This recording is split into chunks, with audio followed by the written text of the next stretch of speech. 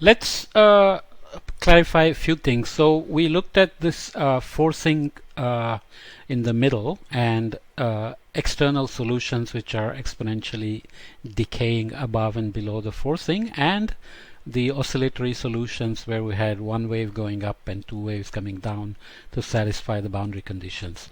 How do they arise? Essentially, we have to look for solutions with the correct sign of energy propagation. That can be done by using the pressure work idea.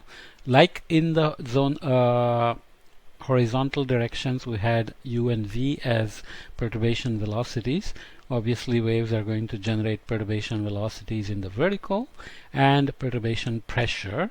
So then Pn prime Wn prime is the term which, when averaged over a wavelength, it has to be greater than 0, which means work is being done by the fluid below on the fluid above. Okay, that will give you the direction of the energy flux. So we need to find an expression for Pn prime Wn prime for the nth mode, which will be appropriate direction or radiation of energy. So that expression, without going into details, looks like this, which is a function of frequency, vertical wave number, gamma, the ideal gas constant related quantity, and the vertical scale height, and Pn prime squared energy term, obviously, and this denominator here. So that's what gives us these solutions, one going up and two below the heating, one going down and one coming up. So this is somewhat special compared to the longitudinal waves, that the surface here always poses some special issues. Okay, let's look at the wave characteristics in a zonally varying basic state. So we're adding a little bit more complication. If we remember our ray path equations, dk dt is minus k du bar x dx, how the zonal wave number is going to be affected by the basic state along the ray path for the vertical and for the meridional. We'll obviously focus on the zonal and vertical in this case. If we had Wd, the Doppler shifted frequency, and Doppler shifted group velocities independent of xi, then using the definition of zeta, assuming that the flow varies only in the longitudinal direction, we can write equation 418, which I haven't shown here, as this one. Here, epsilon is the energy density, so unfortunately we're using the same symbol in multiple contexts. So we have looked at figure 6.3, which showed the ER dispersion relationship as a function of zonal wave number for various basic states. If u bar is 0, then you end up with the constant r in that complicated equation to be 4 beta squared, but the frequency is going to be related to beta and longitudinal wave number with this as the meridional mode number there. This is how it looked. So eigenfrequencies of the equatorial Rossby waves in background states for easterly 0 and westerly state. This is flipped. I talked to Peter and he says maybe not, but if you look at the Chang and Webster paper where this is presented, I think this is flipped, but essentially we know that a westerly flow is going to make the waves shorter, and because the Rossby waves are propagating westward, long waves also have a group velocity that's westward. They're going to be affected by the westerly flow differently than the easterly flow. Just remember that at least. So obviously, depending on the mean depth or equivalent depth, 50, 300 and 500, the mode number 1 and 2 are going to be affected by the basic state. So we'll figure this out together later on, but you can do your own calculations as well to see if these are flipped or not. Okay, So remembering that, going to our general dispersion relation in the frequency domain with n equals 0, which is the mixed Rossby gravity mode, we can write this dispersion relation. So we are done with the equatorial Rossby waves in the stratified system. Here is our relation between intrinsic frequency and Doppler shifted frequency, which can be written this way. So we end up with 4 solutions here: Rossby wave characteristics, short Rossby waves, propagating Rossby waves, intermediate Rossby waves, and oscillatory transitions in more complex flows. Okay, so we looked at the forced waves in the vertical with a stratification, constant stratification, and no background flow, no basic state, zero basic state.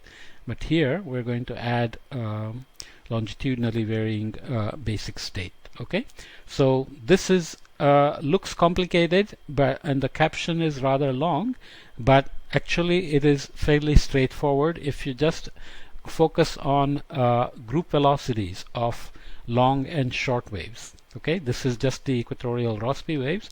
We'll do the same thing for mixed Rossby gravity waves. Kelvin waves are not going to be affected, as we already know, non-dispersive. So this is the basic state here. It's varying in the longitude, so it's got let's say we're going in the longitude here from east to west. It's got westerly here, begins to decrease, becomes easterly, and then changes direction again and becomes westerly again. So not only are the u bar important, but also du dx become important. Those are the kind of stretching that the wave feels.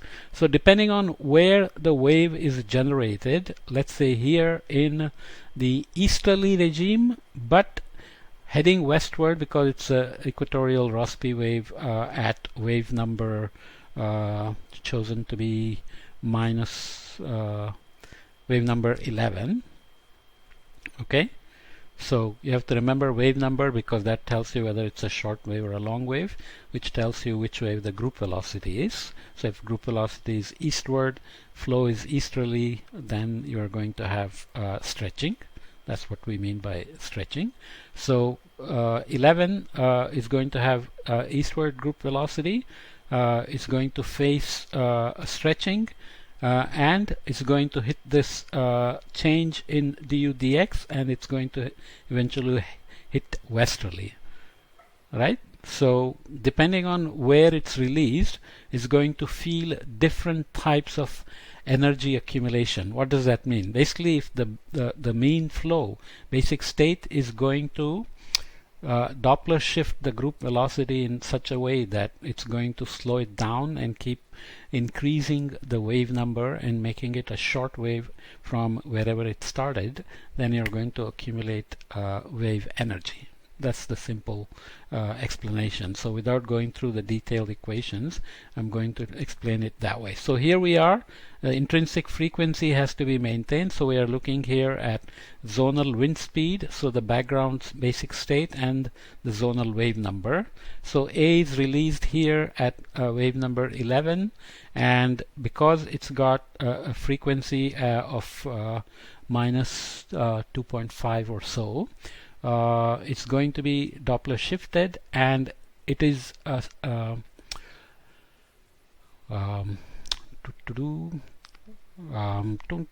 is the word? It cannot propagate this way, so it's going to be stretched towards higher zonal wave numbers. So it's going to become shorter and shorter, and it's going to be trapped. Okay, so trapped, that's the word. So this is the trapping of the wave number here.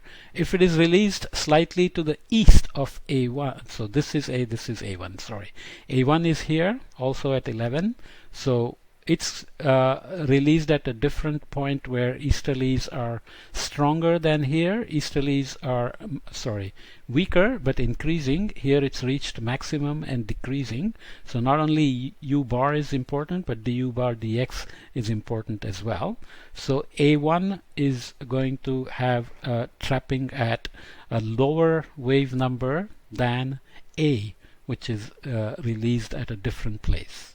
Okay, so that's all you have to do using these equations. Okay, so very simple physics, because in the real world that's what we will be looking for: processes that generate waves and interact with the mean flow, and depending on where they are, at what wave number and in what flow regime, they're going to be trapped, which means there is going to be energy accumulation.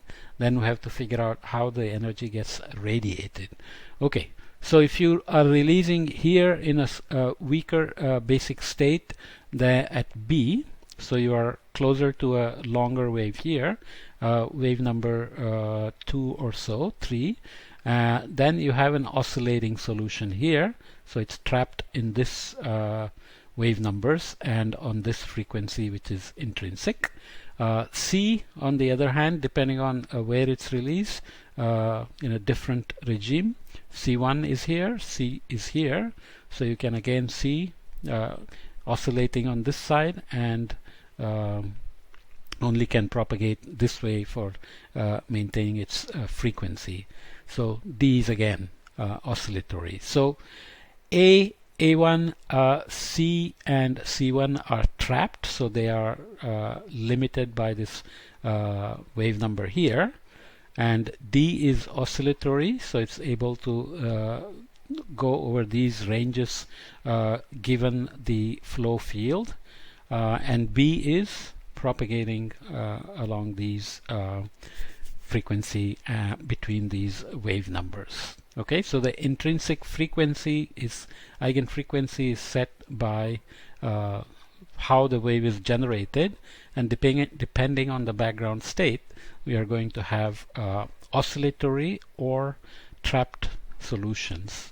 That's going to matter a lot in terms of energy accumulation and energy depletion, which is the main goal of learning these physics. Okay.